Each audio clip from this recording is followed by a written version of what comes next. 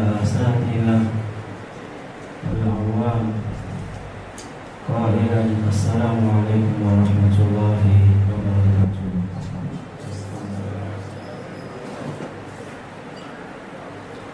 الإسلام فبكل فرح وسرور وبكل محبة وتقدير نرحب بأخينا الكريم محمد وارا ضيفنا العزيز الذي أكرمه الله بالإسلام منذ سنة 2007 وجعل له سبيلا إلى العلم والهداية، ونسأل الله أن يزيده توفيقا وثباتا. قد شرفتنا بقدومك وزدت مجلسنا نورا وذكرتنا بنعمة الإسلام والهداية. نسأل الله أن يجعل قلوبك علينا قلوب خير وبركة، وأن يجعلك من الدعاة المخلصين العاملين. مرحبا بك بين إخوانك، حللت أهلا ونزلت سهلا، ونسأل الله أن يجمعنا دائما على طاعته ويجعلنا من المتعاونين على البر والتقوى. Louange à Allah subhanahu wa ta'ala, le tout miséricordieux, le très miséricordieux, celui qui par sa grâce nous a guidés vers l'islam. Quiconque Allah subhanahu wa ta'ala dit, nul ne peut l'égarer. Et quiconque Allah subhanahu wa ta'ala égare, nul ne peut le guider. J'atteste qu'il n'y a point de divinité, ni d'adoration devant Allah subhanahu wa ta'ala, et que le prophète sallallahu alayhi wa sallam est son envoyé et son messager. Que la paix, la salutation et la bénédiction d'Allah subhanahu wa ta'ala soit sur le prophète sallallahu alayhi wa sallam, sur sa famille et tous ses compagnons. Chers frères de l'Islam, assalamu alaikum wa rahmatullahi wa barakatuh.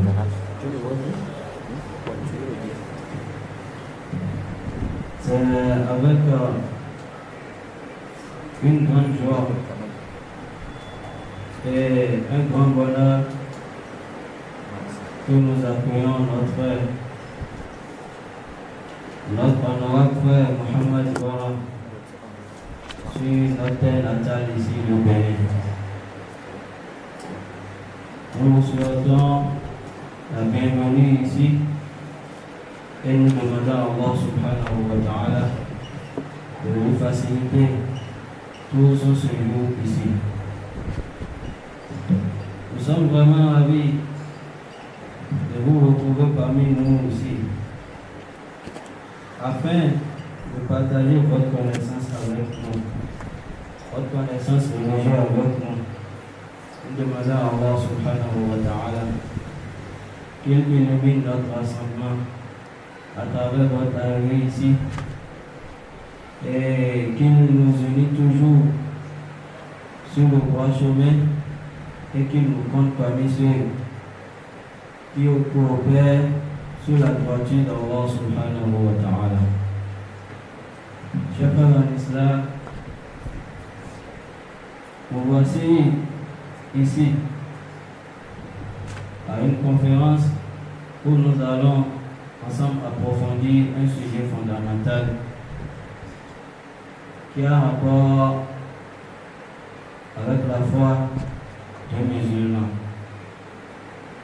Ce sujet a pu dire quels sont les fondements de la croyance des gens de la Sunna et du consensus et qu'est-ce qui les ennuie. C'est un grand sujet que notre honorable frère Mohamed Wara va traiter avec nous aujourd'hui, bismillah ta'ala. Sans plus tarder, je vais demander au frère Bello de passer ici nous faire une présentation brève du frère Ouara avant qu'il ne commence la conférence.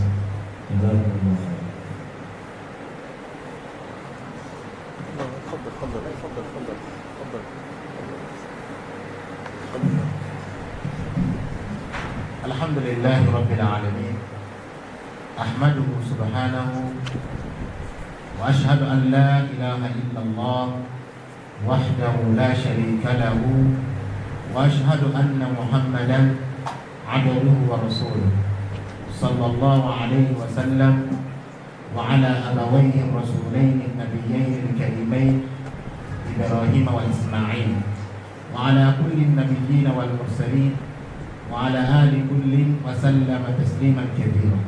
أما بعد فإن أصدق الكلام كتاب الله تعالى وخير الهدي هدي محمد صلى الله عليه وسلم وشر الأمور محدثاتها وكل محدثة بدعة وكل بدعة ضلالة وكل ضلالة في النار. أعاذنا الله وإياكم من النار وما يقرب إليها من قول أو عمل أو اعتقاد. Nous remercions Allah subhanahu wa ta'ala, l'unique sans associé, celui qui est digne d'être adoré en vérité, et nous demandons la paix et la bénédiction d'Allah sur le prophète Muhammad sallallahu alayhi wa sallam, sa famille, ses compagnons, et tous ceux qui empruntent son chemin jusqu'au jour de la résurrection.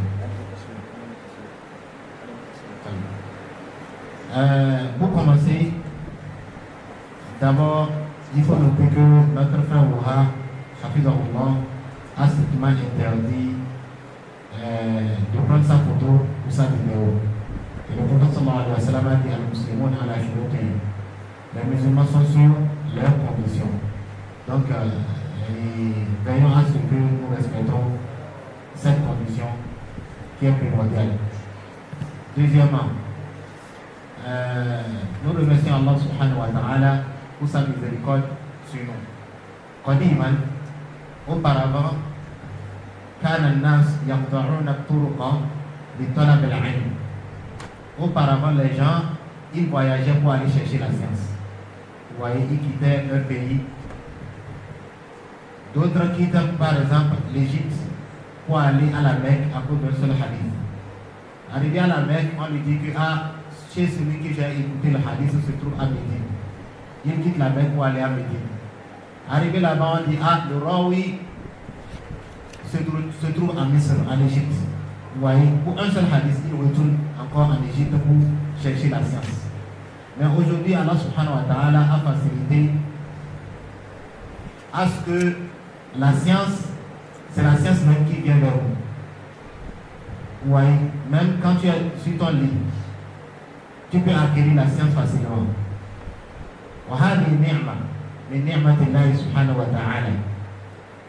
Et cela est une preuve contre chacun d'entre nous. Au devant Allah subhanahu wa ta'ala que tu n'as pas cherché la science pour connaître Allah subhanahu wa ta'ala. Il est important pour chacun d'entre nous de chercher la science. Surtout quand il s'agit d'une science dans la mosquée et une science qui est obligatoire pour chacun d'entre nous. Comme par exemple le thème que notre frère va développer aujourd'hui, usul ahl sunnah, ou tamyiz ahl sunnah, ou mumayyizat ahl sunnah wal jama'a. Tout ça là, ça revient aux mêmes choses. Parce que c'est avec ça qu'on peut reconnaître que celui-ci, il est sur la sunnah, celui-ci, il n'est pas sur la sunnah. Et nous demandons à Allah subhanahu wa ta'ala de faciliter ce développement à notre frère et qu'il fasse que cela soit bénéfique pour chacun d'entre nous. Notre frère, on dit Al-Ma'rouf la yu'arraf. Al-Ma'rouf la yu'arraf. Donc le frère est déjà connu pour chacun d'entre nous, même s'il y a beaucoup de personnes d'entre nous ici qui ne le connaissent pas. Au moins on sait que c'est notre frère Mohamed Ouha et il est du Gabon. Et puis il est un étudiant en sciences islamiques dans la science du hadith. Pour ne pas perdre du temps afin que le frère puisse développer tout ce qu'il va nous dire. بارك الله فيكم وجزاكم الله خيرا وأحسن الله إليكم. تفضل.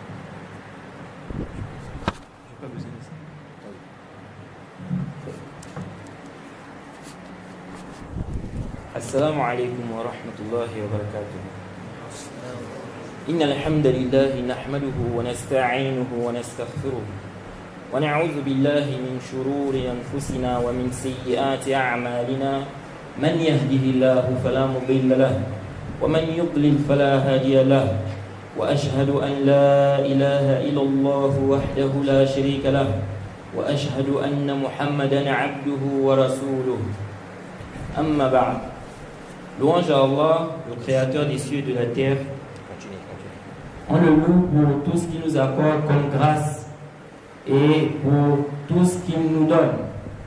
Et on lui demande de prier sur son prophète Mohammed sallallahu alayhi wa sallam, sa famille, ses compagnons et tous ceux qui les ont suivis jusqu'au jour de la rétribution. Celui qu'Allah a guidé, personne ne peut l'égarer.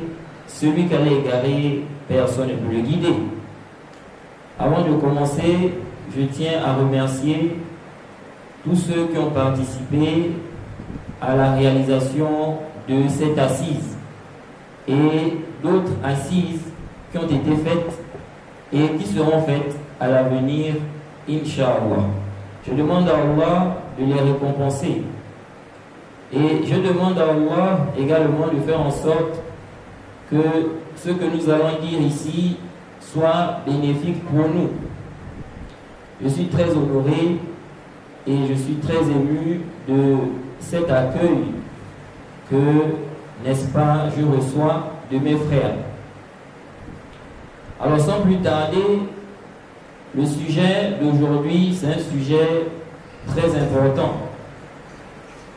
Même si on avait déjà parlé, n'est-ce pas, de ce sujet en réalité, mais comme j'avais dit aux frères, il n'y a pas de mal à en reparler dans un autre endroit, dans une autre ville.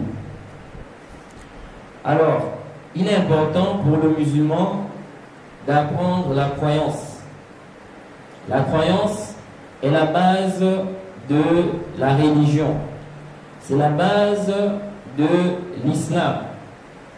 De la même manière que quelqu'un peut devenir mécréant, il sort de l'islam, de cette même manière, la personne peut devenir, n'est-ce pas, innovatrice.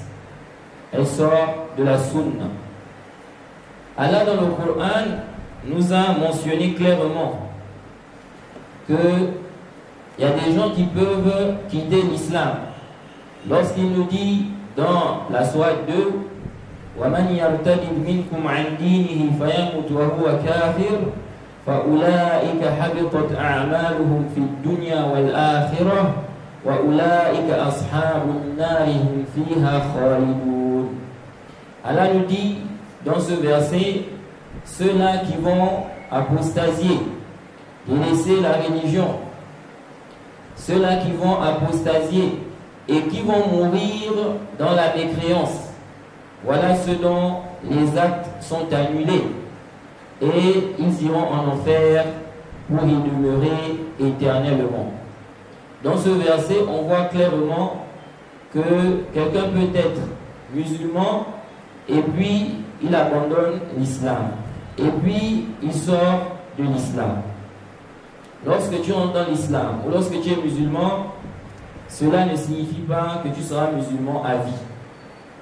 De même, lorsque tu es sur la sunna, cela ne signifie pas que tu vas rester sur la sunna à vie. Il faut rester ferme sur la vérité et sur la sunna jusqu'à la mort si tu veux mourir sur la sunna. Mais si tu contredis les fondements des gens de la sunna, si tu contredis ce qui fait en sorte que tu deviens mubtadi', innovateur, et bien ici là, tu vas devenir innovateur. Il est donc important pour le musulman de comprendre les fondements de la croyance des gens de la sunna. Là, il y a des musulmans, mais tous les musulmans ne sont pas sur la même voie. Et ça, c'est une réalité. Ceux qui veulent nier cela, ce sont des gens en réalité qui sont des passionnés. qui sont des passionnés, parce que c'est quelque chose qui est visible. On voit qu'il y a plusieurs groupes. Il y a des gens, n'est-ce pas, qui se réclament de la sunna, mais en réalité qui ne font pas partie des gens de la sunna. Il y a des gens aujourd'hui qui vont prétendre que c'est leur voie qui est la bonne voie, et chacun essaie de prétendre qu'il est sur le haqq. Et donc aujourd'hui on voit bien que les musulmans ne sont pas tous sur la même voie. Il y a des sectes, il y a des groupes, il y a des déviants. Le musulman doit donc, face à ça, faire attention et avoir peur. Il doit se dire, avec toutes ces sectes, avec tous ces groupes, où est-ce que je suis? Où est la voie qui a été, n'est-ce pas, enseignée par le prophète Mohammed sallallahu alayhi wa sallam? Comme je l'ai dit, celui-là qui est sur la sunna, il peut dévier et devenir innovateur. De même aussi, on a des gens qui ne sont pas sur la sunna. Ils prétendent être sur la sunna alors qu'en réalité, ils ne sont pas sur la sunna. La première chose à comprendre par rapport au fondement des gens de la sunna, c'est que les gens de la sunna, n'est-ce pas, basent leur croyance sur le kitab et la sunna. Les gens de la sunna basent leur croyance sur le kitab wa sunna. Tout celui qui prétend qu'on doit suivre des croyances qui ne sont pas dans le kitab wa sunna, qu'il faut suivre ça, que c'est ce qu'il faut suivre, et ces croyances-là ne sont pas dans le kitab wa sunna, il est en contradiction avec, n'est-ce pas, les fondements des gens de la sunna. Les gens de la sunna basent leur croyance sur le kitab wa sunna. Et ceci, n'est-ce pas, est tiré de plusieurs textes où on nous demande de suivre le Coran et où on nous demande de suivre la sunna. Jusqu'à ce que Allah a mentionné que lorsqu'il y a des divergences entre les musulmans, ils doivent revenir au kitab wa sunna. Lorsqu'Allah dit dans la sourate 4, verset 59, فَإِن تَنَازَعْتُمْ فِي شَيْءٍ فَرُدُّوهُ إِلَى اللَّهِ وَالرَّسُولِ إِن كُنتُمْ تُؤْمِنُونَ بِاللَّهِ وَالْيَوْمِ الْآخِرِ. Allah dit, si vous divergez sur quoi que ce soit, envoyez cette divergence à Allah et à son messager. À Allah, c'est-à-dire au Coran, et à son messager, c'est-à-dire la sunna du prophète Mohammed sallallahu alayhi wa sallam. Et Allah dit, si vous croyez en Allah et au jour dernier. Donc si on croit en Allah et au jour dernier, si on a des divergences, on doit revenir au kitab wa sunna. Le kitab wa sunna, c'est la base chez les gens de la sunna, contrairement aux gens des sectes. Comme par exemple, vous allez voir ce qu'on appelle aujourd'hui les coranistes, qui disent qu'on ne doit pas suivre la sunna. Ils prétendent qu'il faut suivre seulement le Coran, alors qu'en réalité, ils ne sont pas du tout en train de suivre le Coran. Ils ont mécru même en ce qui est dans le Coran, raison pour laquelle les savants ont statué sur leur cas en disant que ces gens-là ne sont pas des musulmans. Tu ne peux pas pratiquer l'islam sans la sunna. Tu ne peux pas pratiquer l'islam sans la sunna. Et il y a d'autres personnes, aujourd'hui, ils vont accepter qu'on suit la sunna, mais ils acceptent dans la sunna de ce qui est en conformité avec leur raison. Donc s'il voit quelque chose et qu'il estime, lui, que ce n'est pas en conformité avec la raison, il va faire quoi? Il va rejeter cela. Et ça, c'est une grave erreur. Pourquoi? Parce que déjà, le musulman ne doit pas accepter les textes en fonction de la conformité avec sa raison. Il accepte les textes. Si c'est prouvé, c'est authentique, Allah a dit, le prophète a dit, il accepte. Même si lui, il estime que ça contredit la raison. Mais en réalité, il n'y a aucun texte, comme explique le chef pour l'islam, Ibn Taymiyyah, il n'y a aucun texte authentique en réalité qui s'oppose à quoi? À la raison. Le texte qui est prouvé, c'est prouvé que le prophète a dit ça. C'est dans le Coran. Ça ne peut pas s'opposer à la raison. Le problème, c'est toi ta raison. C'est quoi? C'est toi ta raison. Et les raisons peuvent différer. Toi, tu peux voir que ça, telle chose n'est pas logique. Et moi, je vois que c'est logique. L'autre là-bas dit c'est pas logique. L'autre dit c'est logique. Donc, on va prendre la raison de qui? C'est pour cela, Allah nous a mentionné les caractéristiques des croyants. Dans la sourate, n'est-ce pas, 24, au verset 51, Allah dit quoi? Allah dit إنما كان قول المؤمنين إذا دعوا إلى الله ورسوله ليحكم بينهم أن يقولوا سمعنا وأطعنا وأولئك هم المفلحون. Allah dit que la parole des croyants, lorsqu'on leur dit venez, on va juger avec ce qu'Allah a dit, ce que le prophète a dit, leur parole c'est quoi? Nous avons entendu et nous avons obéi. Nous avons écouté et on va obéir. C'est ça, n'est-ce pas? Voilà les caractéristiques des croyants. Ce n'est pas de dire, bon, moi je vois que ça contredit ma raison, donc je n'accepte pas. Il faut d'abord que ça soit en conformité avec la raison, selon toi. Donc, nous disons, Allah, c'est lui qui a créé la raison. Donc, dans sa révélation, n'est-ce pas, il ne peut y avoir ceux qui s'opposent à la raison saine. Ceux qui s'opposent à la raison saine. Donc, il y a des gens aujourd'hui, ils vont dire, oui, nous on suit la sunna. Mais en réalité, ce n'est pas la sunna. Lui, c'est sa raison. Il va faire un tri. Il regarde dans les hadiths. Ceux qui voient que c'est en conformité avec sa raison, il dit quoi? Il accepte. Ceux qui voient, il estime que ce n'est pas en conformité avec sa raison, il fait quoi? Il rejette cela. Ça ne fait pas partie des méthodologies des gens, n'est-ce pas, des gens de la sunna. De même, ceux-là qui font quoi? Ils disent, nous, on prend les textes, n'est-ce pas, qui sont quoi? Qui sont mutawatira. Et ce qui est ahad, on ne prend pas ça. C'est-à-dire dans les textes, dans les récits, nous avons des récits, des ahadiths qui sont notoires. Ok? C'est notoire. Beaucoup de gens ont rapporté ça. Beaucoup de gens ont rapporté cela. Il dit ça, là, on prend.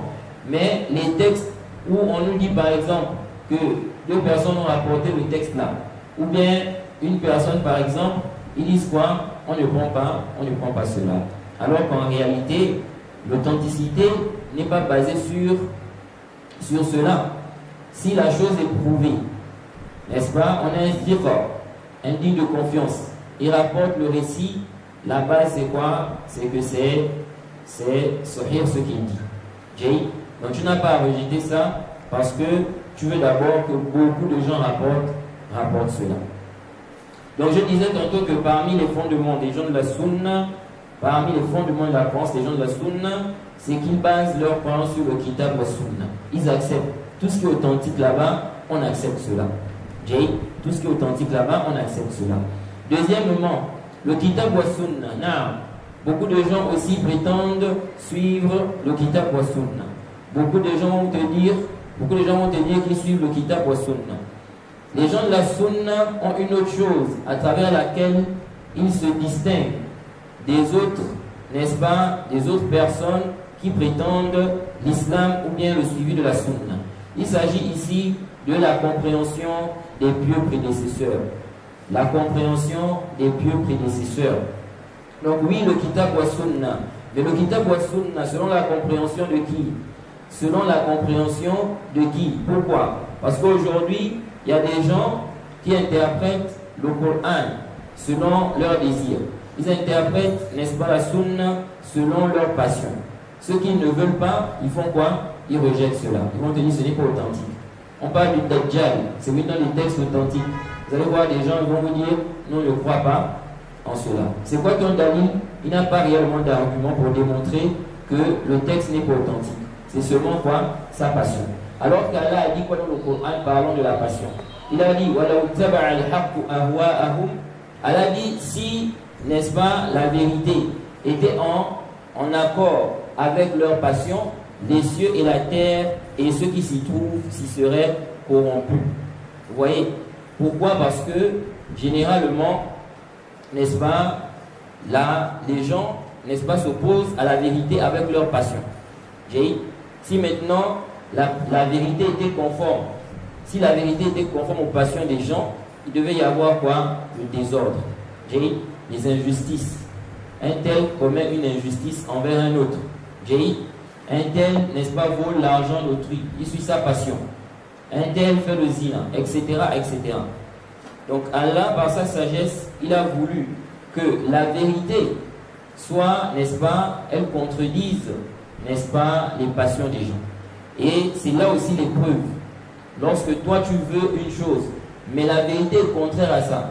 Tu as une passion, mais tu vois que la vérité est contraire à ça. Est-ce que tu vas suivre ta passion ou tu vas suivre la révélation? Donc ici, là, nous disons, les gens de la Sunna, parmi leurs fondements, comprendre le Kitab wa Sunna à la compréhension des pieux prédécesseurs. À la compréhension des pieux prédécesseurs. Pourquoi nous disons cela? Tout simplement parce que les pieux prédécesseurs, qui sont les compagnons du prophète Mohammed sallallahu alayhi wa sallam, leurs élèves et ceux qui les ont suivis, les pieux prédécesseurs étaient bien guidés. Ils étaient bien guidés. Ils étaient sur une bonne voie.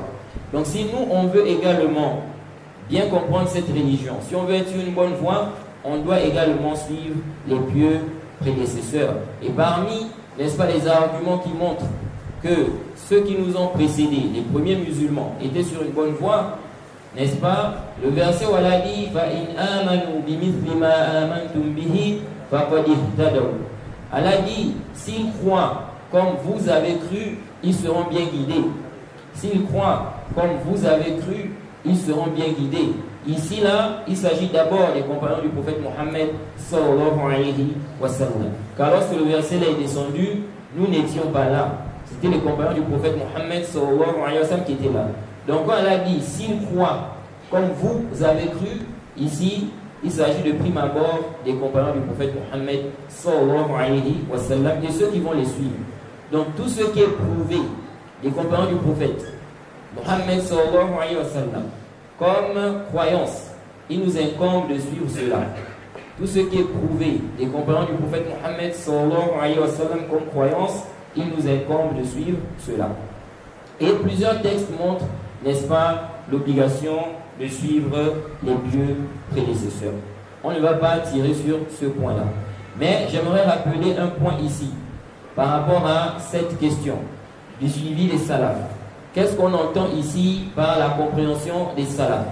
Qu'est-ce qu'on vise quand on dit l'obligation de suivre, n'est-ce pas, la compréhension des salafs? Pourquoi? Parce qu'aujourd'hui, là, on trouve des égarés, des sectes. Ils sont contre le fait de suivre les salafs. Ils ne veulent pas qu'on suive les salafs. Eux, ils veulent quoi? Qu'on interprète le Kitab wa Sunna selon nous-mêmes ce qu'on voit. J'ai dit, toi tu vois comme ça, explique comme ça. Toi tu vois comme ça, explique comme ça, et ainsi de suite. J'ai dit, et ça c'est quoi? Ça c'est la division et c'est l'égarement. Alors donc, il y en a, ils vont dire non, quand vous dites aux gens de suivre la compréhension des pieux prédécesseurs. Mais on a remarqué, n'est-ce pas, que les pieux prédécesseurs aussi, parfois ils ont divergé sur des questions. Ils ont parfois divergé sur certaines questions. Alors, quand vous dites de suivre les pieux prédécesseurs, on suit qui? Parce qu'eux-mêmes aussi, ils ont divergé sur des questions. On doit suivre qui ici? Nous disons, quand on dit ici le suivi des pieux prédécesseurs, c'est deux choses. Tout d'abord, leur consensus. S'ils sont unanimes, tous les pieux prédécesseurs ont compris la chose là comme ça.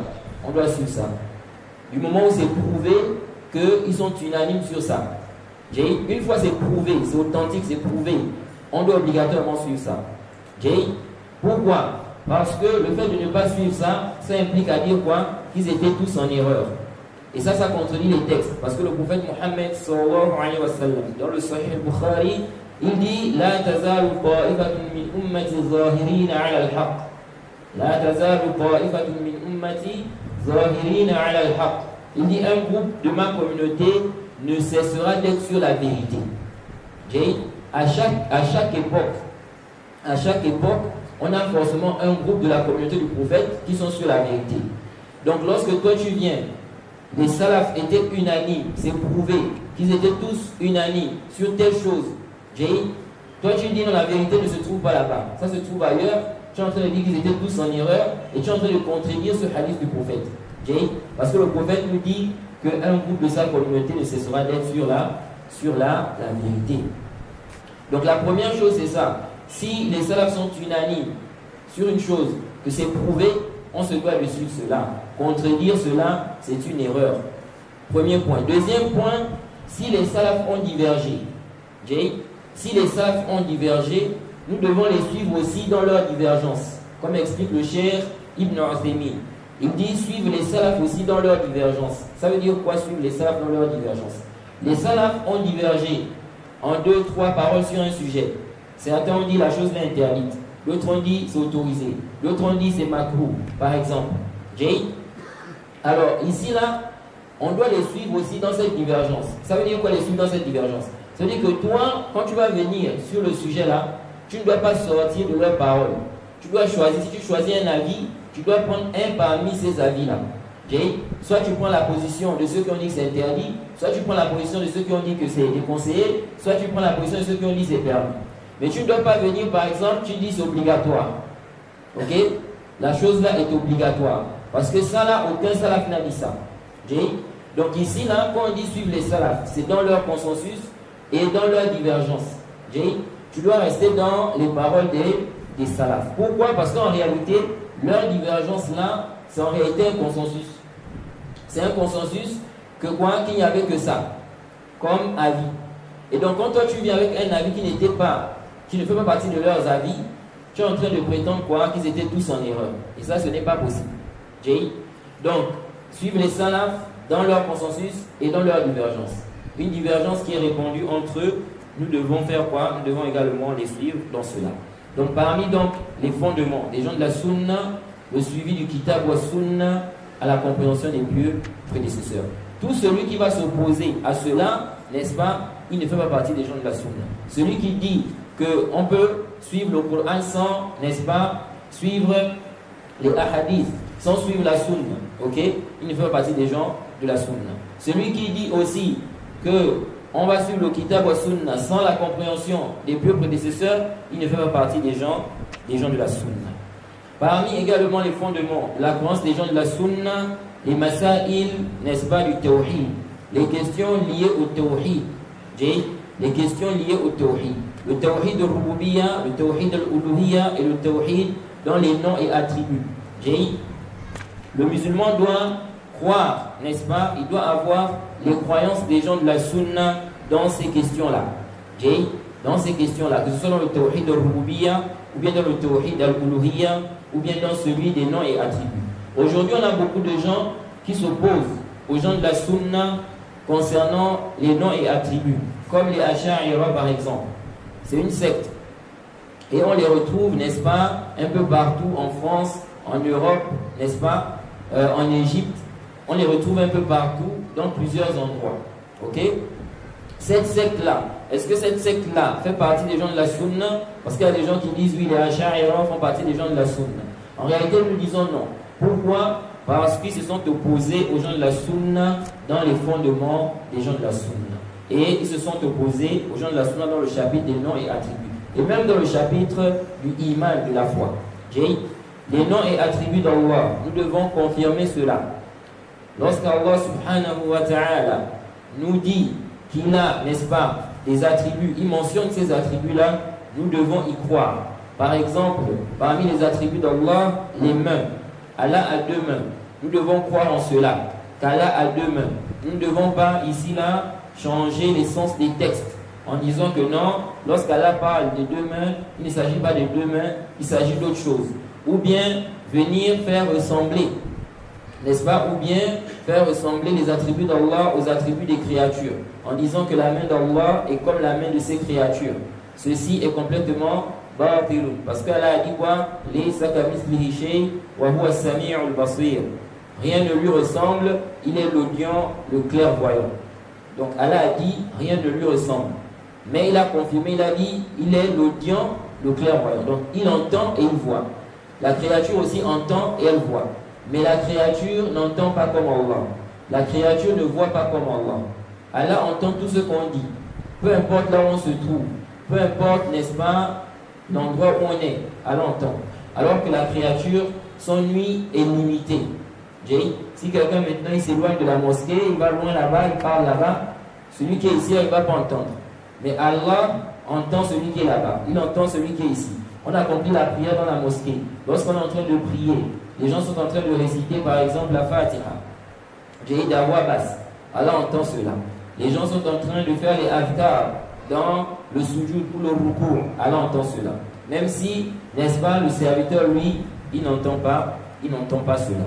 Donc le serviteur ne doit pas, ici, rejeter les noms et attributs d'Allah à cause de cette ambiguïté. Parce que c'est l'ambiguïté qui a égaré, n'est-ce pas, beaucoup de gens.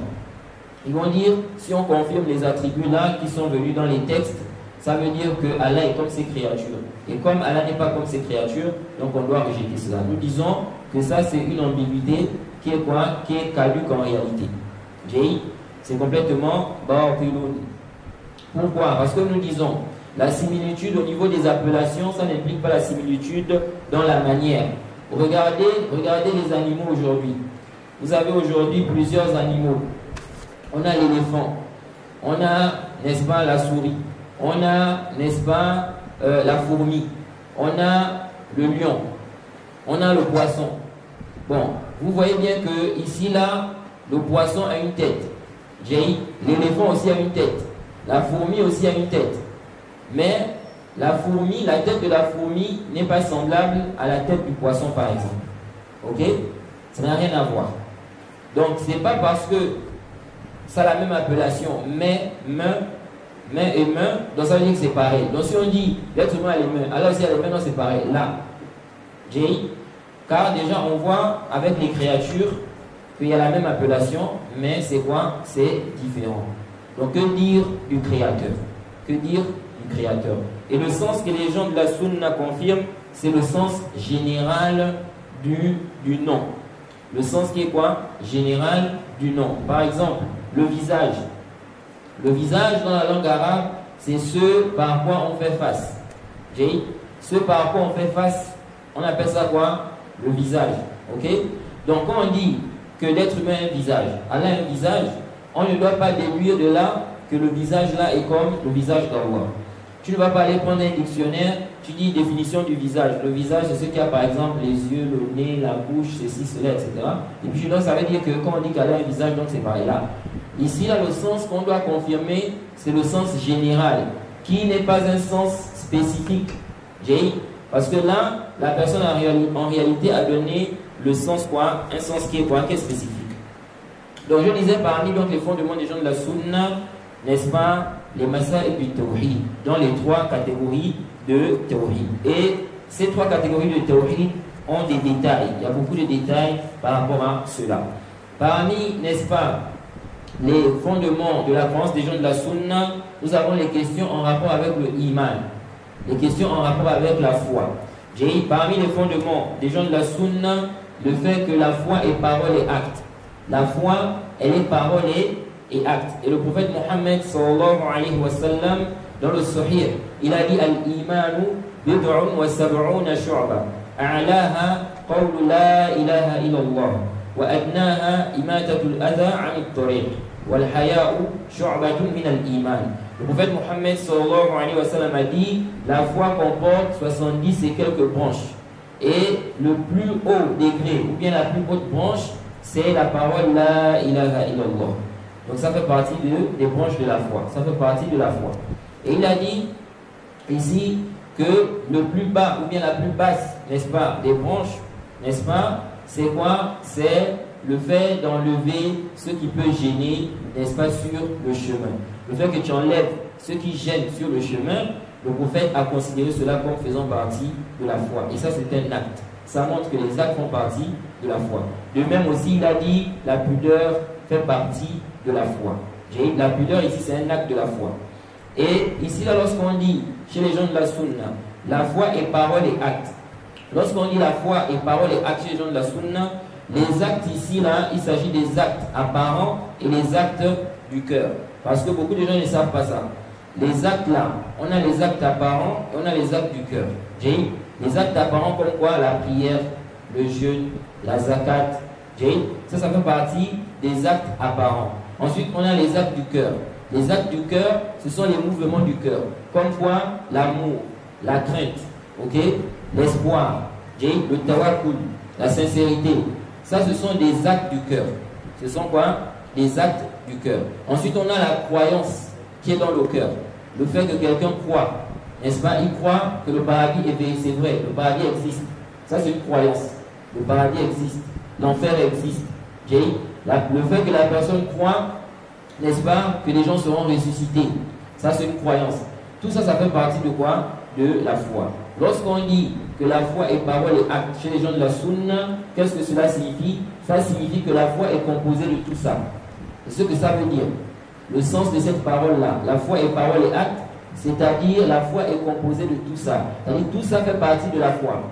Tout ça fait partie de la foi. Contrairement, n'est-ce pas, à ceux qui se sont égarés dans ce chapitre, tels que les Murji'a qui ont dit que la foi est parole. La foi est parole. Donc les actes ne font pas partie de la foi. Chez eux, la foi est parole. Ça veut dire quoi? Ça veut dire que chez eux, la foi n'est pas composée des actes. Ce n'est pas composé des actes. Et ils ont eu des ambiguïtés, n'est-ce pas? C'est ce qui les a égarés. De même aussi, nous avons un autre groupe qui s'est égaré, qui sont les Khawarij. Eux aussi se sont égarés dans le chapitre de la foi. Bien qu'ils ont été en accord avec les gens de la Sunna sur le fait de dire que la foi est parole et acte. Mais dans les détails, n'est-ce pas, ils ont contredit les gens de la Sunna. Et je tiens à rappeler un point qui est important ici. C'est une question, n'est-ce pas, où on trouve beaucoup de gens. On trouve vraiment beaucoup de gens qui se clament de l'islam, qui sont dans cela. C'est quoi? C'est qu'il y a certaines personnes, lorsqu'on leur dit, ne faites pas telle chose, il ne faut pas faire telle chose. On va dire à une soeur, il faut mettre le voile. Pourquoi tu ne mets pas le voile? Elle va dire quoi? La foi c'est dans le cœur. La foi c'est dans le cœur. Beaucoup de gens vous allez voir comme ça. On dit Allah connaît mon cœur. La foi ce n'est pas le voile là. La foi ce n'est pas le voile. Pourquoi on a légiféré le voile? Tu dis la foi ce n'est pas le voile. Donc ça n'a pas d'importance, ça n'a pas de sens. Pourquoi ça a été légiféré alors? D'autres même vont vous dire la prière là. Ils vont vous dire quoi? Les gens qui prient là, la foi ce n'est pas la prière. Quand on leur demande de prier, ils disent quoi? Ils disent Allah connaît le cœur des gens. Allah connaît mon cœur. Il y a des gens qui prient mais ils font des mauvaises choses. Ça c'est quoi? Ça c'est la mauvaise compréhension du dit. C'est la mauvaise compréhension du dit. Supposons, ok, quelqu'un prie, il fait des mauvaises choses. Est-ce une raison pour toi de délaisser l'obligation, ce qui est obligatoire sur toi? Parce que la prière est une obligation. Ça fait partie des obligations dans l'islam. La prière fait partie même des piliers de l'islam. C'est le deuxième pilier de l'islam. La prière obligatoire. Vous voyez? Donc, supposons maintenant il y a des gens qui prient, mais ils commettent certains péchés, malgré qu'ils prient. Ça ne te donne pas le droit de délaisser l'obligation qui est la prière. Supposons il y a des sœurs, n'est-ce pas, il y a des sœurs qui mettent le voile, mais elles sont dans des péchés. Elles sont dans le zina, elles sont dans le vol, dans le mensonge, etc. etc. Toi, ça ne te donne pas le droit de délaisser ce qui est obligatoire. Quand tu seras ressuscité par rapport à tes actes, par rapport à ce que tu as fait. On va te juger par rapport à ce que tu as fait. Donc tu ne vas pas dire non, parce que j'avais vu qu'il y a des gens qui mettaient le voile, elles étaient dans la perversité, donc moi j'ai délaissé ça. Alors que le prophète Mohammed sallallahu alayhi wa sallam, dans le Sahih Muslim, il dit quoi? Il dit Inna Allaha la yanzuru ila suwarikum. Il dit certes, Allah ne regarde pas vos formes. Allah ne regarde pas ça. Celui-là il est gros, celui-là il est mince, celui-là il est petit, celui-là il est noir, celui-là il est blanc. Allah ne regarde pas ça. Le prophète dit Inna Allaha la yanzuru ila suwarikum. Wa innama yanzuru ila qulubikum wa a'malikum. Wa innama yanzuru ila qulubikum wa a'malikum. Le prophète dit plutôt Allah regarde vos cœurs et vos actes. Allah regarde vos cœurs et vos actes. Donc Allah regarde les actes des serviteurs. Tu ne dois pas dire non, la foi c'est dans le cœur. Tu dois mettre en application ce qui t'est demandé.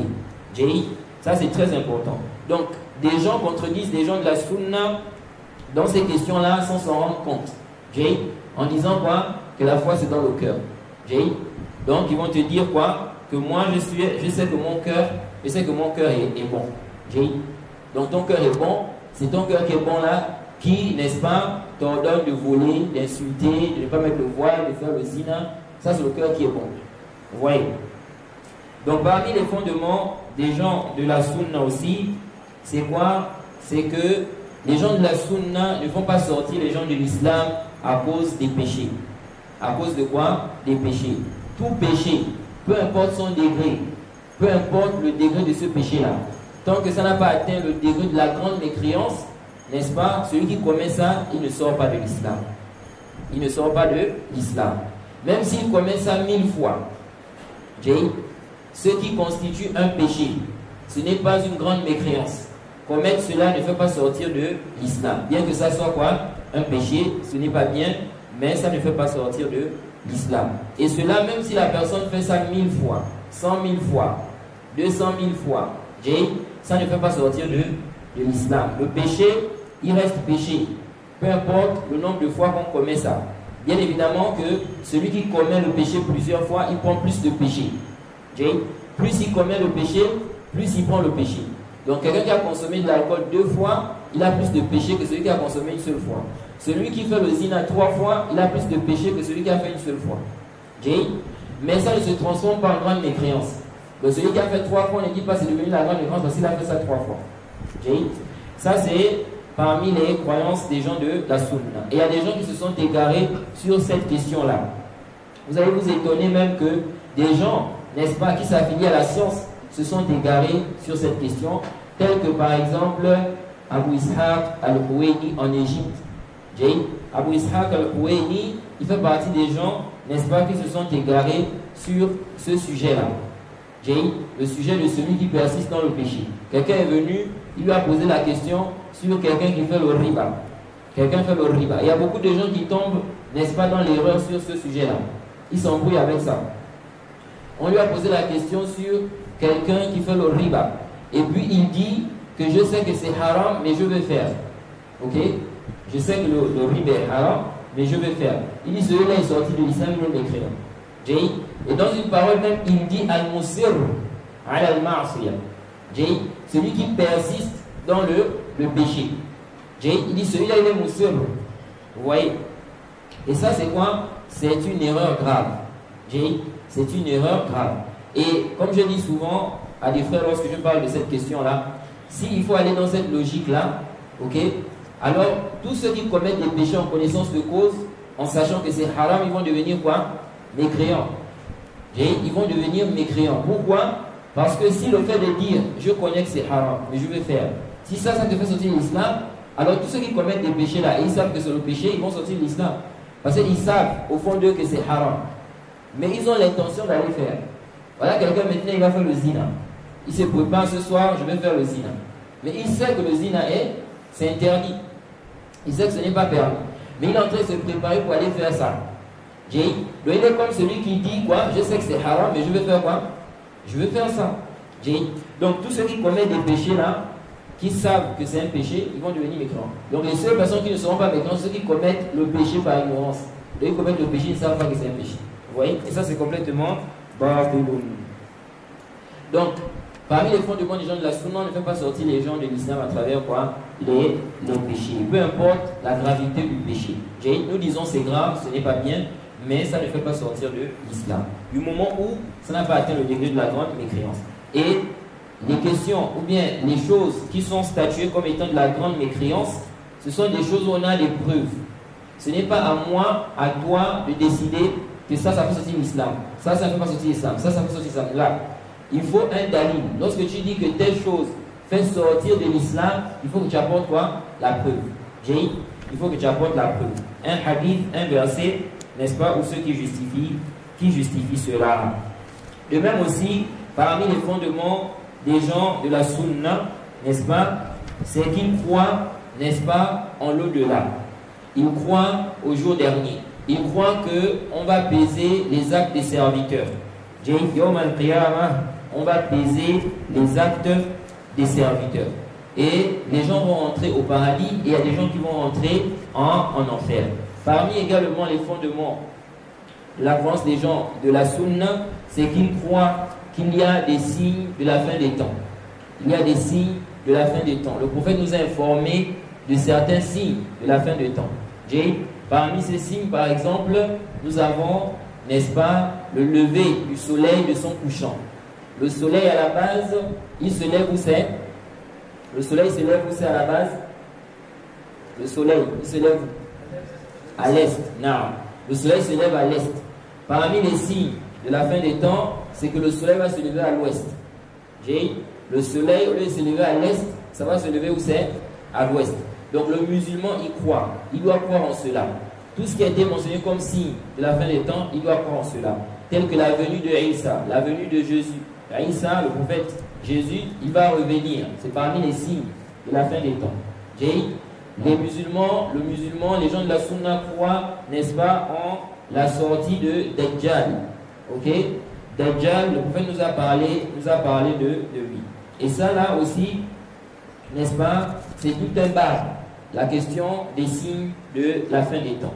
De même aussi parmi les fondements des gens de la Sunna, le fait de réfuter les Ahl Bid'ah. Le fait de réfuter les Ahl Bid'ah, réfuter les gens du faux.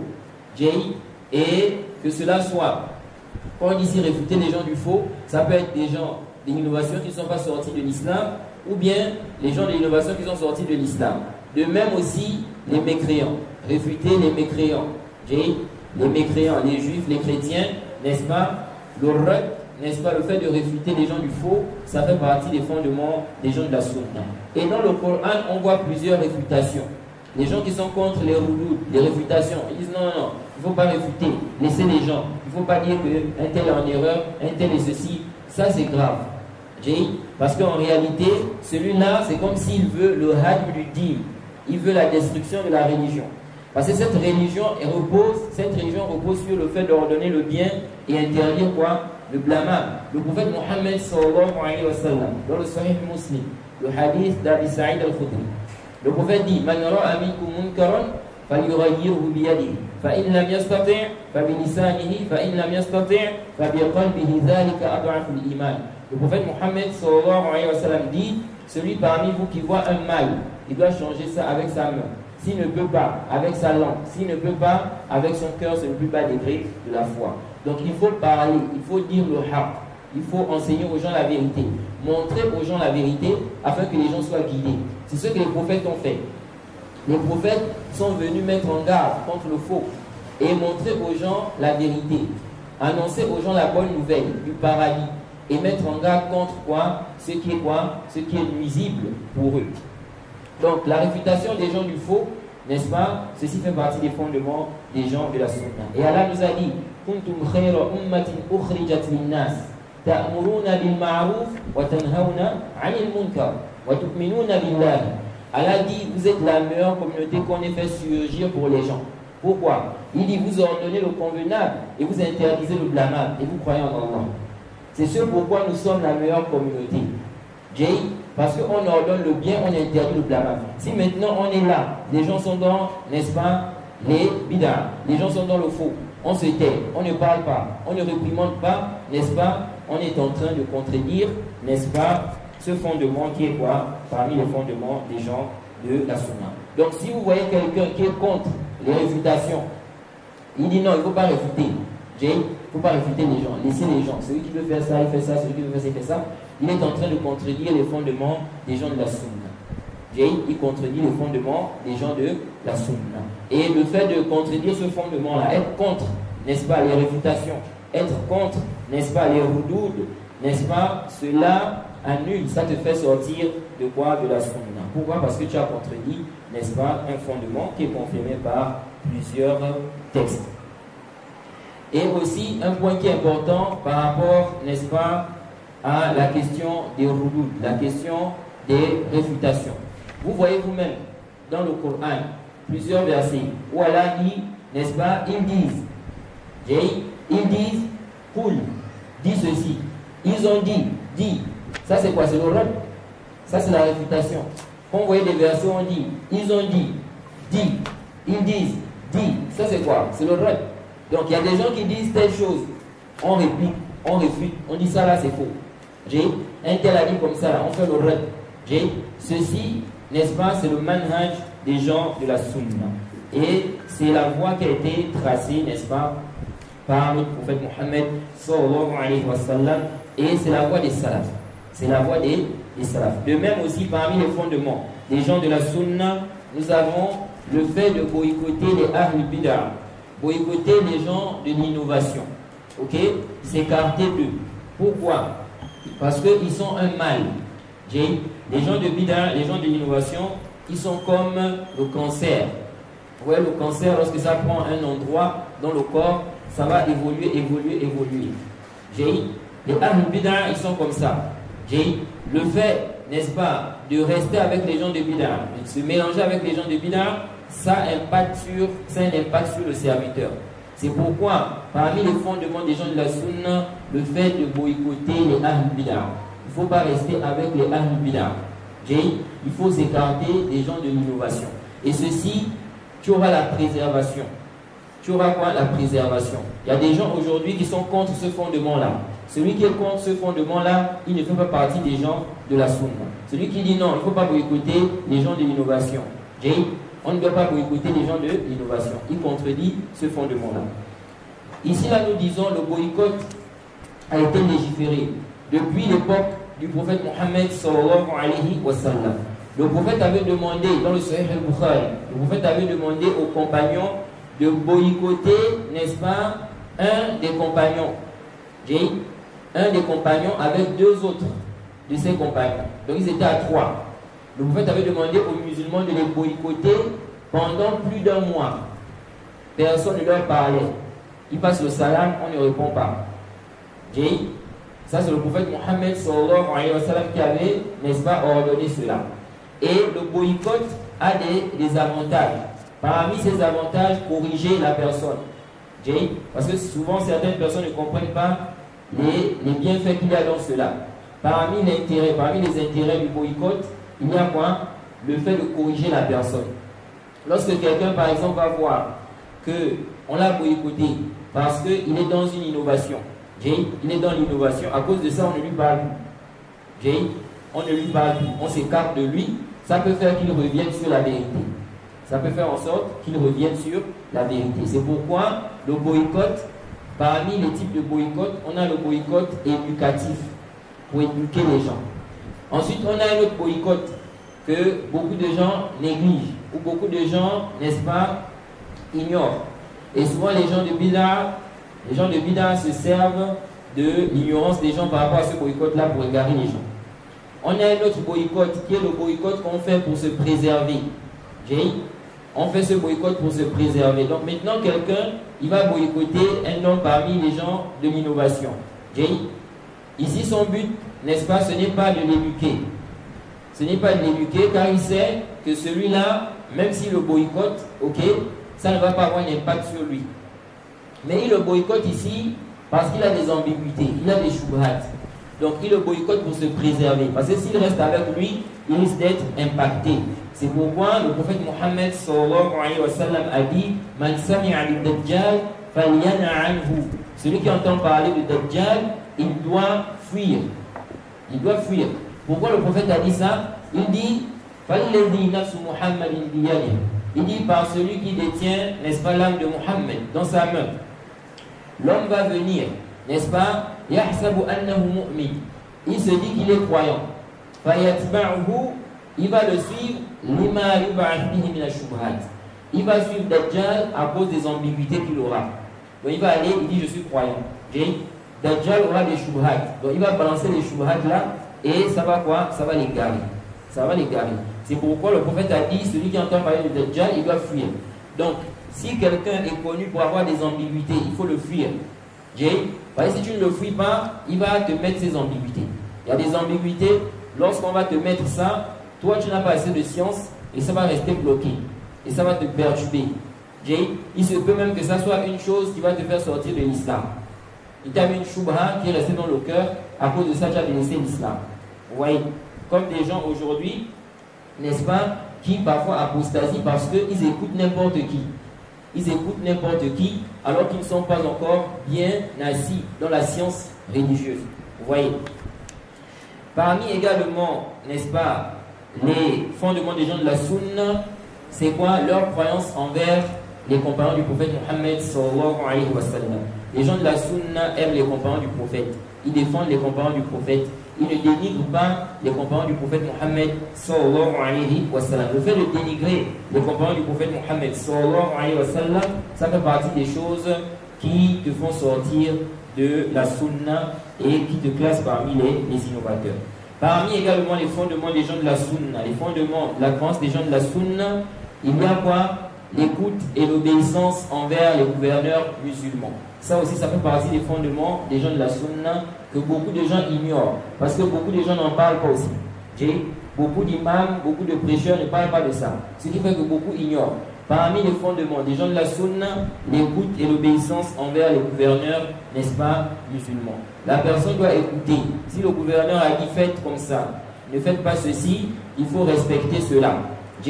Tant que ce n'est pas une désobéissance, comme le prophète Mohammed sallallahu alayhi wa sallam a dit, على المرء المسلم السمع والطاعة فيما أحب أو كره ما لم يؤمر بمعصية فإذا أمر بمعصية فلا سمع ولا طاعة. Le hadith d'Ibn Omar rapporté par l'imam Muslim. Le prophète dit, le serviteur doit écouter, obéir au gouverneur tant qu'on ne lui a pas demandé, n'est-ce pas, de désobéir à Allah dans ce qu'il aime et dans ce qu'il déteste. Si on lui demande de désobéir à Allah, pas d'écoute, pas d'obéissance. Si le gouverneur te dit délaisse la prière, ne prie pas, tu n'as pas le droit d'écouter, d'obéir. Si le gouverneur, n'est-ce pas, te demande de faire une turpitude, tu n'as pas le droit d'écouter, d'obéir. Et ça, ce n'est pas seulement le gouverneur, toute personne qui te demande de désobéir à Allah, même si c'est ton père, même si c'est ta mère, tu n'as pas le droit d'obéir. Parce que le prophète Mohammed sallallahu alayhi wa sallam a dit quoi? La ta'ata al-makhlouq fi ma'siyatil khaliq. Il n'y a pas d'obéissance à la créature dans la désobéissance au Créateur. Tu n'as pas le droit de désobéir à Allah pour obéir à une créature. Donc voilà un peu ce qu'on peut dire de façon résumée sur, n'est-ce pas, ce sujet. C'est un sujet, n'est-ce pas, qui nécessite plus de détails parce qu'il y a beaucoup de choses à dire par rapport à ça. Mais on va s'arrêter ici. Comme il y a aussi des questions, on va essayer de répondre à quelques questions en fonction de nos capacités. Vous avez quelque chose à dire?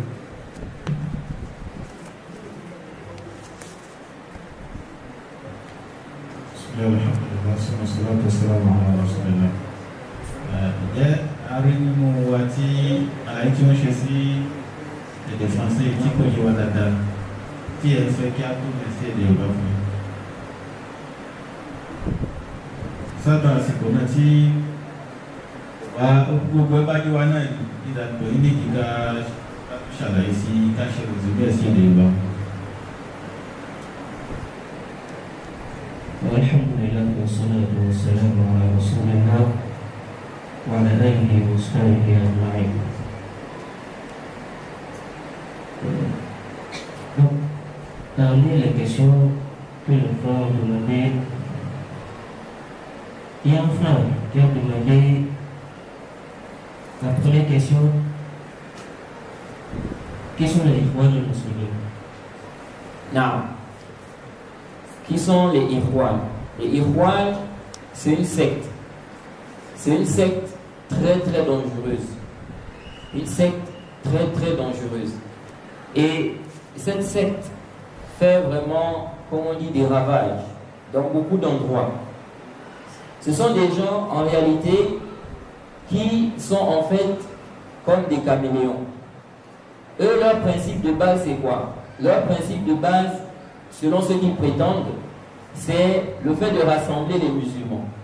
Ils demandent à ce que les musulmans soient unis. Ils vont dire, on veut unir la Ummah, on veut unir la communauté.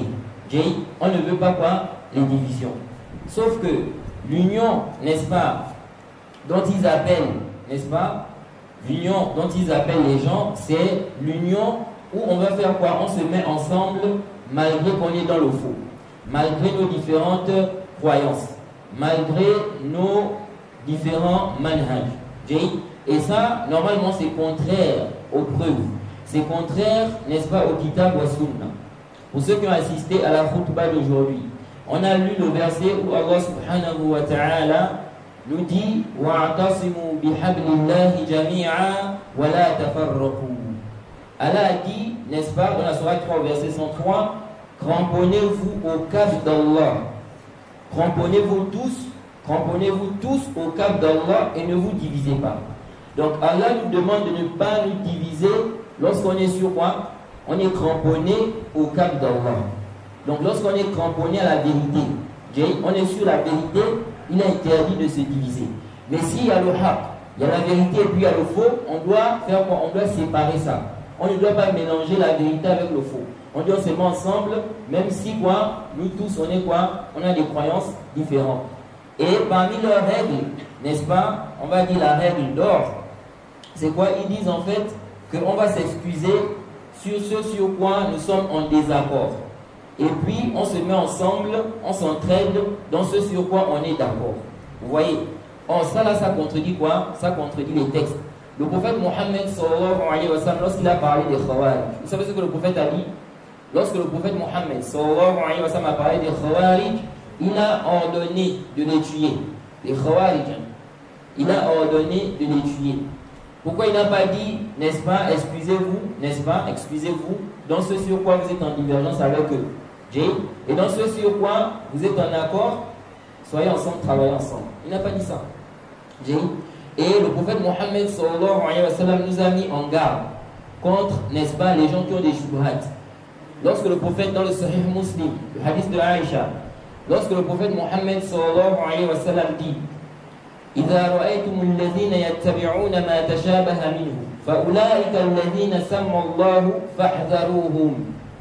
Le prophète dit, si vous voyez les gens qui suivent les ambiguïtés, ce sont eux qu'Allah a cités lorsqu'Allah a dit là-bas au début de la sourate, là-bas lorsqu'il a parlé, n'est-ce pas, de ceux-là qui suivent ceux qui ambigus.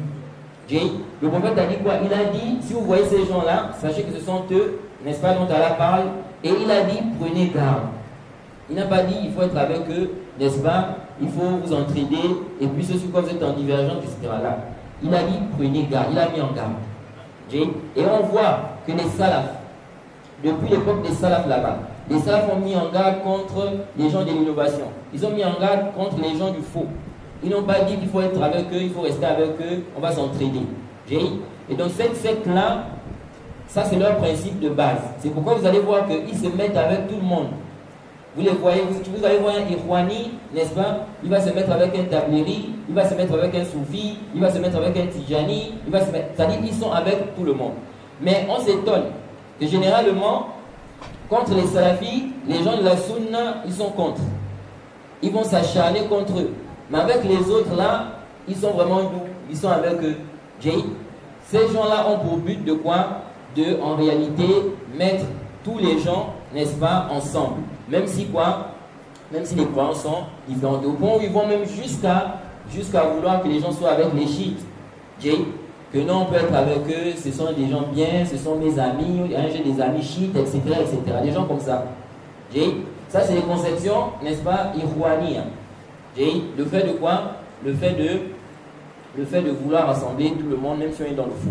Et ces gens-là, ce sont des gens qui changent de couleur. Ils s'adaptent. S'ils sont avec les gens de la Sunna, ils vont faire comme s'ils sont avec eux. S'ils sont avec les Soufis, ils vont faire comme s'ils sont avec eux. S'ils sont avec les Tijani, ils vont faire comme s'ils sont avec eux. Pour tromper les gens. Et ce sont des gens aussi qui ont quoi? Qui ont pour principe, ils ont un problème avec la question des gouverneurs. Ils ont un problème avec la question des gouverneurs. Ce sont des gens, n'est-ce pas, qui sont pour les révoltes contre les gouverneurs. Sortir contre les gouverneurs. C'est pourquoi vous allez voir que leur sujet tourne souvent autour de ça. Ils sont seulement en train de parler de politique.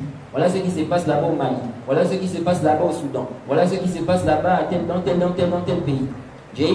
Ils sont là en train de parler de quoi? De politique, de critiquer les gouverneurs.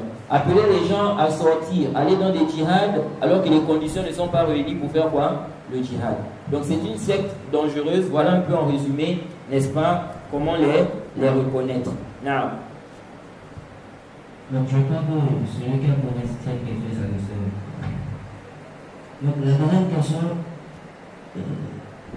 il dit, est-elle le sujet de divergence sur la prise de photos et de vidéos?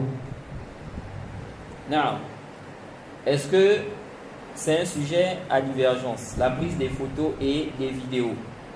Parce que depuis là, certains frères ont constaté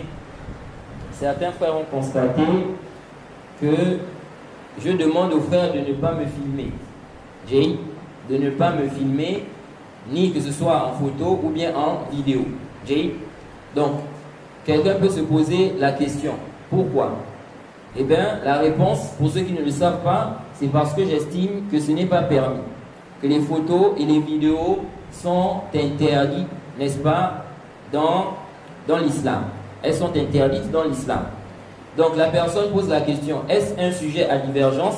Non, c'est un sujet à divergence. Les savants ne sont pas unanimes sur l'interdiction des photos ou des vidéos.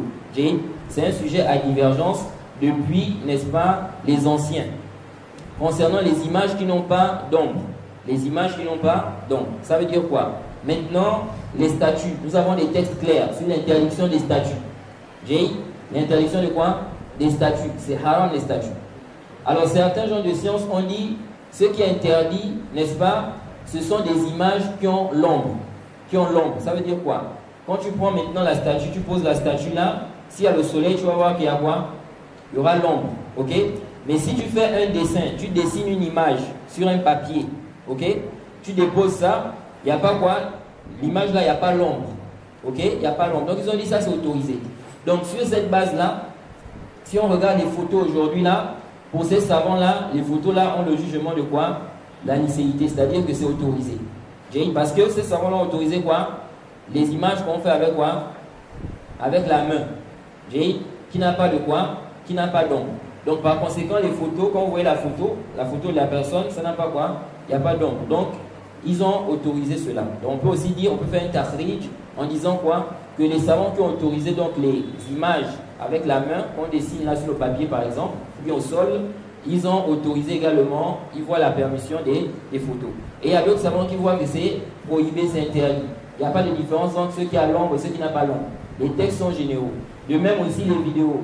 Les vidéos aussi, les savants ont divergé par rapport à cela. Est-ce que ça va avoir le même hukm, n'est-ce pas, que, n'est-ce pas, les images qui sont quoi? Qui sont par exemple dessinées. Ce qui est par exemple dessiné. Est-ce que ça va avoir le même hukm? Parce que dans les textes, n'est-ce pas, le prophète Mohammed sallallahu alayhi wa sallam a interdit quoi? Il a interdit les images. Maintenant, quelles sont ces images-là qui ont été interdites? Ici, là, les gens de science ont divergé. Et je rappelle aussi un point qui est important dans ce sujet-là. Bien que les savants ont divergé sur cette question, c'est une grande question. Si on doit parler de cette question-là en détail, n'est-ce pas, on aura besoin de plus d'une heure. Mais ce qu'il faut retenir, c'est que ce sujet-là, c'est un sujet à divergence entre les savants de la Sunna. Ça veut dire quoi? Ça veut dire qu'il n'est pas permis pour une personne qui a pris une des positions de traiter les autres d'égarés sur ce sujet. Ça veut dire quoi? Moi maintenant, ma position, je suis convaincu que faire des photos, ce n'est pas permis. Sauf si, n'est-ce pas, quelqu'un est contraint à le faire. Ok? Il est contraint à le faire. Ici, on dit quoi? Il n'y a pas de problème. Comme Allah a dit, وَقَدْ فَصَّلَ لَكُمْ مَا حَرَّمَ عَلَيْكُمْ إِلَّا مَا اضْطُرِرْتُمْ إِلَيْهِ. On vous a interdit, n'est-ce pas? Allah vous a détaillé ce qui vous a interdit, sauf ce sur quoi, n'est-ce pas, vous êtes poussé, ou ce que vous faites par quoi? Par contrainte. Donc dans la contrainte, nous disons, ici il n'y a pas d'ishkal. Mais en dehors de la contrainte, c'est là l'ishkal. Donc moi, comme je suis d'avis que ce n'est pas permis, les photos ne sont pas autorisées dans l'islam, même les vidéos, est-ce que j'ai le droit maintenant, celui qui voit que c'est autorisé, donc lui se fait filmer lui-même, ok? Est-ce que j'ai le droit de le traiter maintenant d'égaré? Non, je ne le traite pas d'égaré à cause de ça. Même si je vois qu'il est en erreur. Moi j'estime que la position qu'il a là, ce n'est pas la bonne position. Il n'est pas sur une bonne position. Mais je ne veux pas dire qu'il est égaré, que c'est un innovateur. Parce qu'il y a des frères aussi, n'est-ce pas, des frères salafis, ils ont pris la question là, n'est-ce pas, à un autre degré. Donc ils voient comme si celui qui se fait filmer, il n'est pas sur la sunna, il a des points dans le manhaj. Donc si on le voit, on voit quelqu'un maintenant, il est en train de prêcher, il se fait filmer, ils disent non, celui-là, la sunna, il a un problème. Parce qu'il se fait filmer. Ça c'est quoi? C'est complètement bordel. Parce que c'est un sujet à divergence considéré chez les gens de la sunna. Tu as le droit de défendre ta position. Tu as le droit de réfuter l'autre avis. De démontrer aux gens que l'autre position là n'est pas sérieuse. Mais tu ne vas pas traiter les autres de quoi? D'égarés s'ils ne sont pas convaincus de ta position. Donc c'est un sujet à divergence. Mais aussi je rappelle, ce n'est pas parce qu'on dit aussi que c'est un sujet à divergence que ça veut dire que la personne doit choisir ce qu'elle veut. Allah a dit quoi? فَإِن تَنَازَعْتُمْ فِي شَيْءٍ فَرُدُّوهُ إِلَى اللَّهِ وَالرَّسُولِ إِن كُنتُمْ تُؤْمِنُونَ بِاللَّهِ وَالْيَوْمِ الْآخِرِ. Dans la sourate 4, verset 59, Allah dit si vous divergez sur quoi que ce soit, on a divergé sur un sujet, il dit renvoyez ça au kitab wa sunna. Envoyez ça à Allah et à son messager. Allah, c'est-à-dire le Coran, et le messager, la sunna. Donc dans les sujets à divergence, tu dois chercher la vérité. Ok, les savants ont divergé. Qu'est-ce qui est juste, qu'est-ce qui est vrai? Tu commences à étudier, n'est-ce pas, le sujet. Mais ce n'est pas quoi, tu prends un avis comme ça, tu dis, bon, comme les savants ont divergé, moi je prends tel avis, selon ta passion. Là. Et tu seras jugé en fonction de ton intention. Non. Par rapport à la troisième question, comment doit être l'ampleur de la pluie avant de couper la prière, avant de faire le diable? Pardon? Comment doit être l'ampleur de la pluie avant de couper la prière? Non. Il est recommandé lorsqu'on fait le jama'. Le jama', n'est-ce pas, qui est nawa'i, c'est-à-dire qui se fait, n'est-ce pas, en groupe à la mosquée. Ok? Qui se fait en groupe à la mosquée. Voilà, si quelqu'un, par exemple, il est chez lui, quelqu'un est chez lui à la maison là-bas, il y a la pluie. Est-ce qu'il fait le jama'? On dit il ne fait pas le jama'. Jay, il ne fait pas quoi? Le jama'. Pourquoi? Parce que la sagesse pour laquelle on a légiféré le jama', dans le cas où il y a la pluie, ça ne se trouve pas dans son cas. Ça ne se trouve pas dans son cas. Ça a été rapporté, n'est-ce pas, que le prophète Mohammed sallallahu alayhi wa sallam, n'est-ce pas, il a regroupé les prières et il n'y avait pas quoi? De pluie. Il n'y avait pas de pluie. Alors, certains gens de science ou des gens de science ont déduit de là qu'on fait le jama' lorsqu'il y a quoi? Il y a la pluie. Ok? Bon, maintenant ici, on fait le jama' lorsqu'il y a la pluie. Quel type de pluie? J'ai quel type de quoi? De pluie. Ici, nous disons, une fois il y a la pluie, du moment où il y a la pluie, il est autorisé de faire quoi? Le jama'. Quelqu'un peut dire, ok, la pluie là n'est pas forte. Il y a des gens qui vont dire ça. La pluie là n'est pas forte. Oui. Mais on voit qu'il y a la pluie. Il y a des gens qui ont du mal, n'est-ce pas, à sortir. Ok, maintenant, on dit la pluie là n'est pas forte. Quelque temps après, la pluie devient quoi? Elle devient forte. Comment on fait? Donc nous disons ici, s'il y a la pluie, sachant que certains savants sont même allés à dire qu'on peut faire le jama' même s'il n'y a pas la pluie. Hein. S'il y a un grand vent par exemple, il y a un grand vent, l'obscurité est là. Certains gens de science ont dit quoi? On peut faire jama'. On peut faire quoi? Jama'. Donc que dire du cas où il y a quoi? Il y a la pluie. Now. Donc, il y a une question ici. Celui qui délaisse la prière est un mécréant comme l'a dit le prophète sallallahu alayhi wa sallam. Il demande est-il un sujet de divergence chez les savants parce que le Cheikh Albani a dit que si celui qui croit en la prière, même s'il la délaisse, n'est pas un mécréant. Non. Tout d'abord, je rectifie d'abord celui qui a posé la question. Il dit que le prophète Mohammed sallallahu alayhi wa sallam, donc celui qui laisse la prière est mécréant, comme a dit le prophète Mohammed sallallahu alayhi wa sallam. Et beaucoup de gens, malheureusement, beaucoup de gens, parmi ceux qui font le takfir, et celui qui a laissé la prière, il dit ça.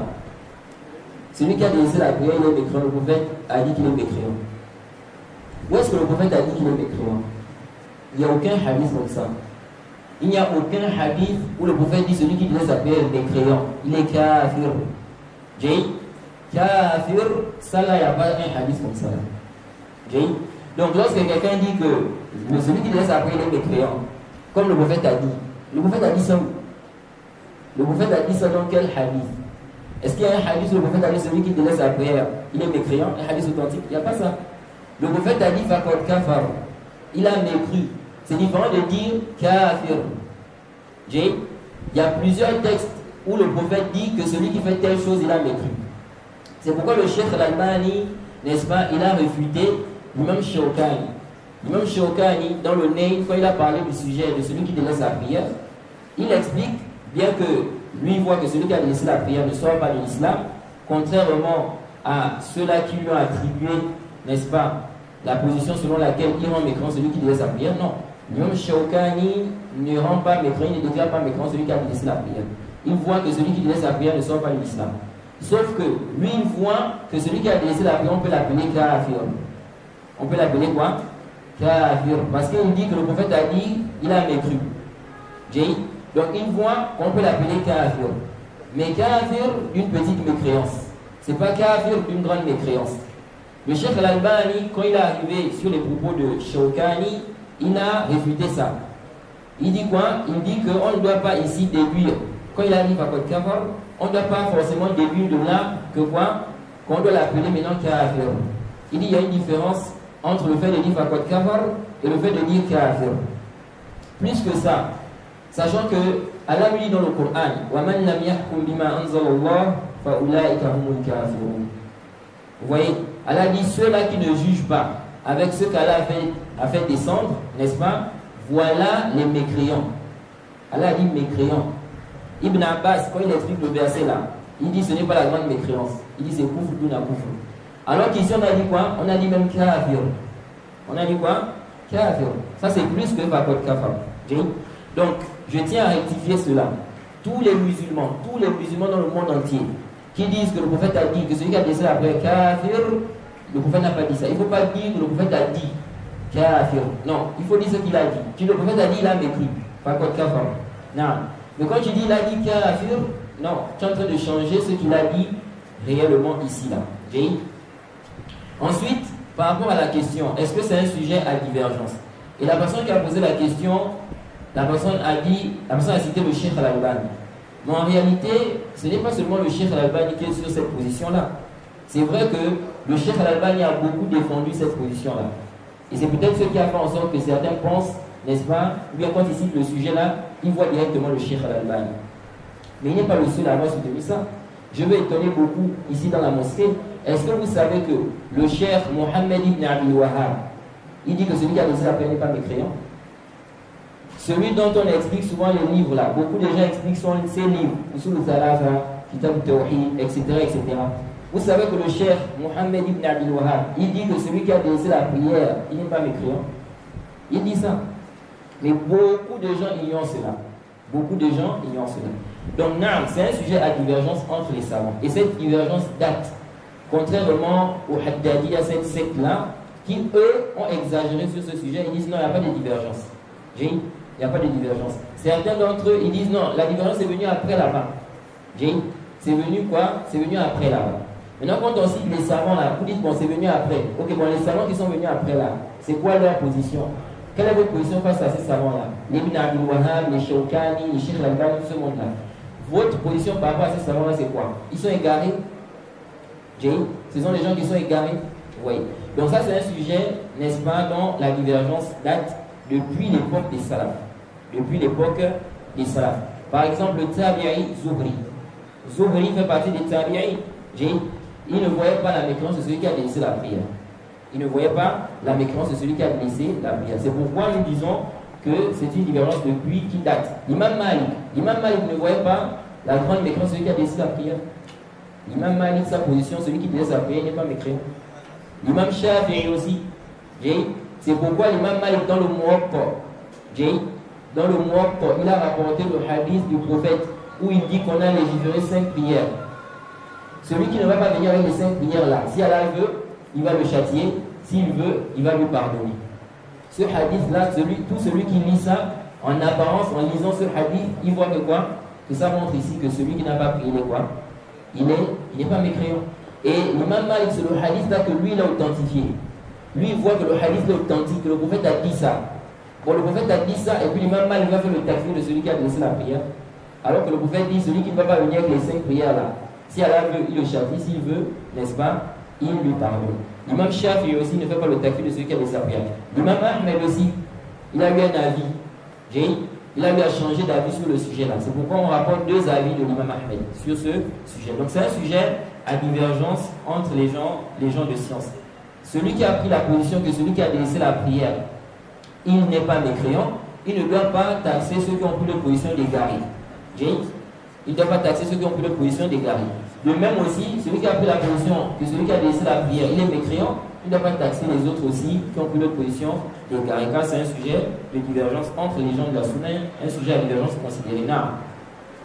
La prière, c'est à quelle heure? C'est l'heure de la prière. Donc on va s'arrêter ici. On demande qu'Allah nous accorde la compréhension de sa religion. Wa subhanaka Allahumma wa bihamdik wa ashhadu an la ilaha illa anta astaghfiruka wa atubu ilayk.